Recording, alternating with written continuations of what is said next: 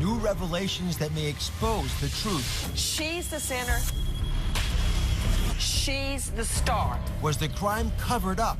The couple who say they can prove it. It was a secret. She didn't want us to know that little detail. America will never forget the name and face of JonBenet Ramsey. It's been more than 20 years since the 6-year-old beauty queen was found dead in her Boulder, Colorado basement. Despite countless investigations, no one has ever been charged with her murder.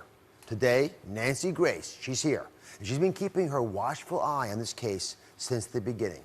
And an exclusive interview with a couple who says they have proof that could help answer the biggest murder mystery of our time. Who killed JonBenet Ramsey?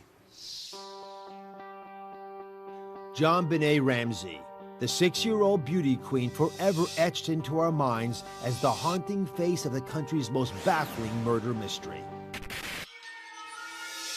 It's been over 20 years since her small body was discovered by her father in the basement of their sprawling Boulder, Colorado home. Beaten, bound, abused, and strangled to death, rendering the rambling 3-page ransom note left behind pointless and even more bizarre. Today, more than 2 decades later, JonBenet's murder remains unsolved, despite extensive investigations and theories that have focused on a variety of suspects. Her parents, intruders, international pedophiles, and even her own brother. But all leads have led nowhere, and her killer has never been brought to justice. Crime Online founder and prosecutor Nancy Grace joins me now. She's been following JonBenet's case since the beginning. I trust you on this. I know you're passionate about it. Why do you believe that no one has been arrested for her case? Oh, Dr. Oz, there are so many reasons that an arrest was never made, but let me just boil it down and give it to you. Number one, the crime scene was ruined. When you go into a missing person or a homicide, the first thing you do is seal the scene. DNA, hair, fiber, touch DNA, footprints, everything from somebody flicking a light on or touching a doorknob. You save everything. It's so crucial. I'm getting crazy about this because that's how important it is. None of that ever happened. It was ruined from the beginning. Why do you think all these years later we are so riveted as a nation to this case? We still care about it a lot. Dr. Oz, turn around. That's why.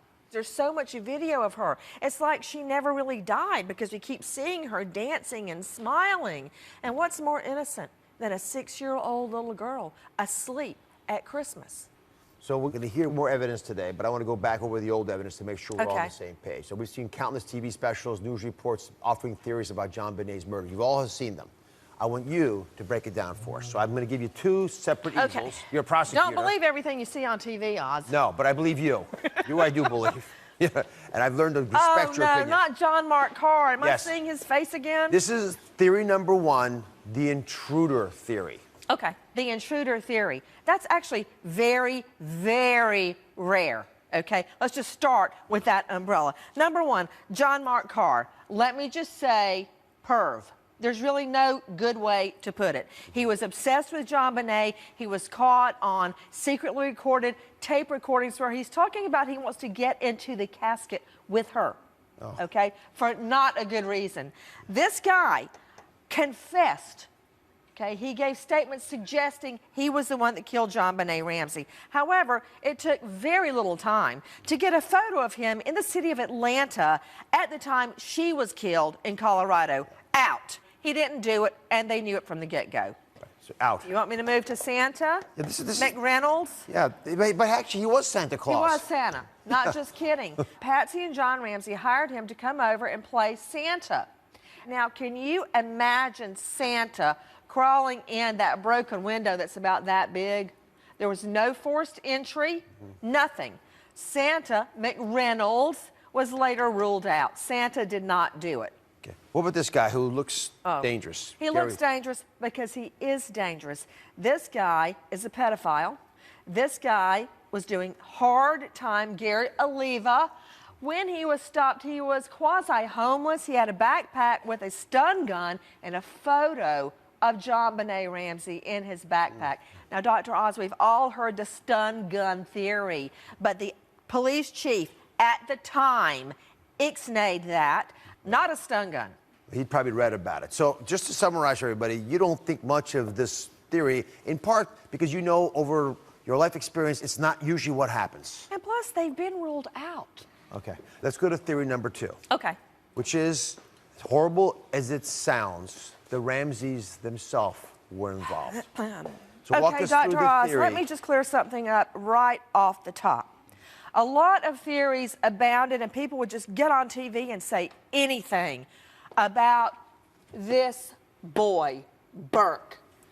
I would put everything I own, which isn't much, but I put everything I own that Burke had nothing to do with his sister's death. Number one, fratricide, sibling murder, is so incredibly rare. Dr. Oz, look at this picture for a moment. Just step back. Who is the center? She is. Did you get my Christmas card? I'm in the back peeking from over the twins' head. It's about them and Santa. She orchestrated this family photo. She's the center. She's the star. Patsy Ramsey, a beauty queen herself. Look, that was Patsy's world, and they were just living in it, okay? So if I can rule out Burke that night, sound asleep, statistically unlikely, this is the reason I don't think John Ramsey had anything to do with it. She, JonBenet, still had a fully intact hymen. If she had been molested by an adult male, they wouldn't have stopped with just digital penetration. That wouldn't happen. There would have been a full-blown molestation of this child. It never happened. Nope. Now, the reason suspicion hangs over them is because at the very beginning, these two lawyered up, and they didn't give a full statement for about 5 months. Several months went by before they would give a statement to police. That made people suspicious. And think about it, Dr. Oz, common sense. You find a ransom note, a 2.5-page ransom note, no sign of forced entry, and a ransom note, but then they say, oh, you know, forget all the $118,000. I'll just kill her and leave her here. It just doesn't make sense. In fact, the police chief, Dr. Oz, says, the then police chief, that the ransom note was written after the child was killed. Is that right? That's what he said. Oh, my goodness. Up next, an exclusive interview with a couple who says JonBenet's murder was a cover-up, and they say they have proof. Stay with us, please. I'm back with Nancy Grace investigating the murder of 6-year-old JonBenet Ramsey. Now, the case was filled with insurmountable evidence that only led investigators to dead ends year after year. Joining us now is an exclusive interview with Judith Miller, a former family friend of the Ramseys, who met her husband, forensic examiner and handwriting analysis expert, Doc Miller, while he was investigating the JonBenet case. So let me just start, Judith, with you. You actually knew the Ramseys before JonBenet was born. Yes, I did. What did you think of the family? Give me a little bit of that background. The reason how I knew them is Patsy worked with my husband, not my ex-husband, and they worked in a computer company, and they were on a project together. And so she invited us over for dinner, and we became social friends. And I had a child at the time, so she was very curious about what it was like to have children. At that time, she was childless and didn't really plan on having a family. And so we became really good social friends with each other. She was a beauty queen, I understand. She Yeah, was I knew about that. sociable. Oh, she was so much fun. She really was. She ran the show. And she was a lot of fun, but she took control of an event, and it was always, always so much fun. You met JonBenet when she was just a baby. Yes. Long before all the media hype around her Yeah. and her various appearances. What was she like? Well, the first time I met her was when they did move to Boulder. I talked them into buying the house where the murder occurred, which is a story in itself. But she was so cute, and as a little girl, I really knew her because I was a photographer, and Patsy would often ask me if I would take photographs of the family. These are some of your photos. They're beautiful, by the way. Thank you. Thank you very much. And Anything odd at all about the family? Anything that catches you even now when you look back? well, there was one time when I was in the house that I was commissioned by a news magazine, Colorado Woman's News, to photograph Patsy in their house and their family, because the reason for the article was how Patsy successfully beat cancer. Mm-hmm. So Burke did not want to be in this photo shoot, and he ran upstairs and Patsy followed, and I heard a little bit of discussion between the two, and he was forced to come downstairs for the photo shoot, but he was not a happy camper for that photo shoot. I got a question, Dr. Yes, Ross. please. I'm please, sorry. Please. I've always wanted to know this, and it just struck me that you've known her since she was a baby. Was she a natural blonde?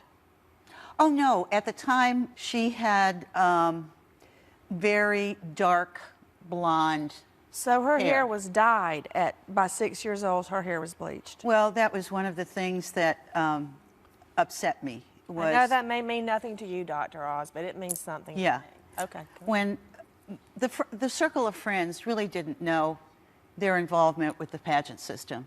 They pretty much kept it quiet from all of us. I had no idea. You didn't know she was doing beauty pageants? No, I had no idea until I was invited to a Christmas party. And the last time I had seen JonBenet, a year before that, she was this little girl that was a tomboy with short hair, and down comes from the staircase this bleach blonde hair and this gorgeous pageant dress, and I was shocked. And did Mom acknowledge that she was dying, JonBenet's Well, I hair? I went up to Patsy because I'm not afraid to ask questions. And I came up to her and said, "You're not dyeing JonBenet's hair, are you?" And she said, "Oh, Judith, it was from our summer vacation in Charlevoix, Michigan." She said the son did that? The sun, Let me guess, with lemon juice? yeah. And I looked at her like, "You gotta be kidding." Why do you think she was dishonest about that? Because it was a secret. She didn't want disapproval from her friends. How did you react to finding out that she had been murdered?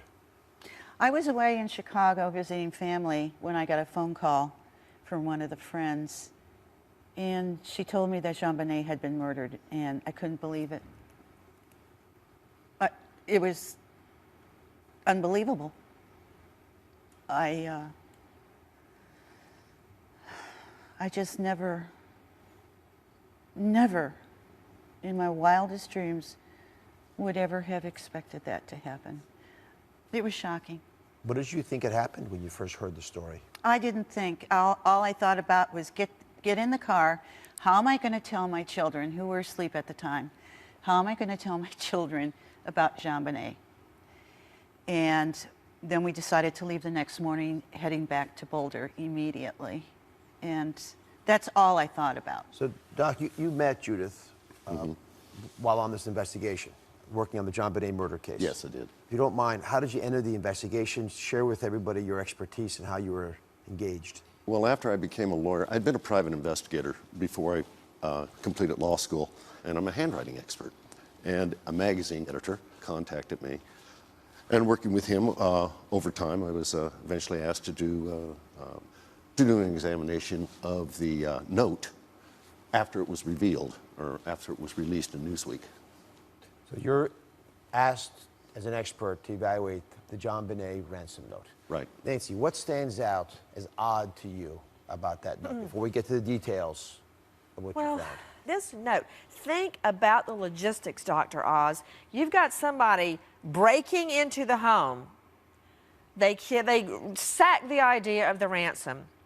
They kick back and, using the Ramsey's notepad and pen, write a ransom, 2.5-page ransom note, I believe it was. And then you go, nah, never mind, I'll just kill her. None of it makes sense.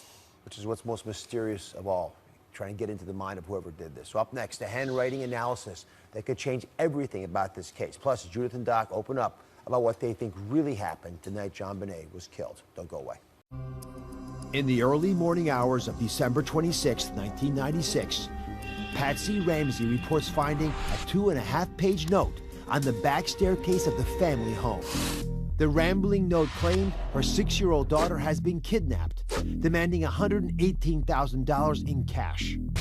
Police were called, but the kidnapping case turned to murder when JonBenet's lifeless body was later discovered in the basement. The bizarre handwritten ransom letter would become cause for much controversy and many conspiracies, one even targeting Patsy Ramsey. But while the 4 handwriting experts initially hired by the Boulder Police Department found notable similarities between the ransom note and Patsy Ramsey's writings, none of them identified her as the author or eliminated her as a possibility. In the decades since, several handwriting experts have asserted Patsy, who died in 2006, penned the notorious note. But speculation as to the actual author continues to this day. We're back with handwriting expert and forensic document examiner Doc Miller and his wife Judith Miller, a former family friend of the Ramseys. And we're asking the question, critical question, who killed JonBenet Ramsey and was her death covered up? Okay, Nancy Grace joining us as well. We can open this up a little bit. Just to get everyone on the same page again, the Boulder police hired 4 handwriting experts who couldn't confirm that Patsy Ramsey was the author of the note. But Doc, you were hired, and you believe she did author the note. Probably did, yes. Could you help us understand what handwriting experts look at to determine that and how you were able to identify or at least come to that conclusion? Well, there's 8 basic elements that we look for: shape, size, slant, baseline, continuity, arrangement. Then there's two categories that just simply weren't available. It's speed and pressure. You have to have originals. In my report, I could not go to most probably or definitely because I was lacking those 2 elements. So I said she probably wrote the note. Right.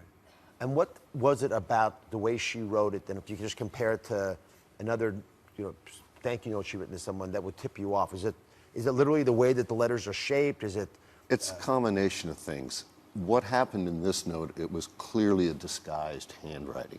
You can see that the elements of the handwriting begin with less definition of shape, size, slant, etc., until the left hand begins to accommodate the learning of the formation of the letters, and then the handwriting begins to more and more and more represent Patsy Ramsey's handwriting, and she was ambidextrous. So she's ambidextrous, Mm-hmm. I understand. This note's written with her left hand. You can tell that because look, if you look at the G's, the letter comes over to the left. That's more obvious in the W's, actually. W's. Is there anybody here who's left-handed? Okay. For instance, if you do a check mark with the right hand, you make a check mark like that. Yeah. If you do it with your left hand, you do it like that. There's a mirror image that occurs. Yes. So in the W, which was crucial in this, you see a squeezing of the first cup of the W, which is a mirror image of a wider cup in the W that you see in the natural hand. But by the time we get to the end of the note, she's fixed it. We're beginning to see that. Yeah, we're beginning to see an opening of it. Does this change your thinking, Nancy, to hear this? No, it does not change my thinking at all. Of course, it's an art. It's not a science such as DNA or mathematical science, handwriting analysis. But at the very beginning, as I recall, it was inconclusive. The handwriting samples were inconclusive. Or there were 3 handwriting experts that were employed. I was one of the 3. And all of us came to the same conclusion. Independently? Independently. Did the police have a handwriting analysis? Well, of course they did, but there was tremendous political pressure within the prosecution. Not to go forward? I believe that there was just too much pressure from the Ramseys' lawyers on the district attorney's office to not go forward. Dust was being thrown into the eyes of the public. They were coming up with denials of any faith in the science of handwriting analysis, read Daubert in your law books. Will do. Okay. Just to be clear, the analysis of Patsy's handwriting samples is just a theory. I've relied on it in court, so I'm Good. a believer. Yeah. So am I. Judith, you actually knew her. You knew her writing, and you're not an expert in handwriting. Yeah. But as a friend, did you think that she'd written that letter? When I looked at the ransom note, to my surprise, I saw, and I wasn't a handwriting expert by all means, but I saw similarities. And on a Christmas card, she would write about the family, a kind of a brag letter, and it used the term "and hence." And in the note, it said "and hence." So you obviously are thinking that it's her because she's using these weird words. Let me ask you the hard question, since you were closer to this case than just about anyone. Mm-hmm. What happened to JonBenet Ramsey that night? In your opinion. She was murdered. And I don't believe the intruder theory. One notation that was not mentioned was it had snowed that night, and there were no footprints in the snow. So you don't believe it's an intruder? No. Who killed her? Why did she die? Inside, somebody, the family knew. So Nancy, do you think the murderer's alive now? Let me just say, I have no doubt in my mind, Burke did not kill his sister, and I really believe John Ramsey did not kill JonBenet. What would justice mean for JonBenet for you, Nancy? Well, at this point, the truth. And my mind, believe it or not, Dr. Oz, is open. If I could see a genuine intruder theory that was viable. I mean, when I heard John Mark Carr was arrested, I thought, finally, the end. It wasn't. All right, Judith, thank you very much for sharing your story. I know it was difficult, Doc, for your analysis and thoughtful insights. And Nancy, as always, for being honest. Thank you, Doc. Be right back. Thank you, Doctor.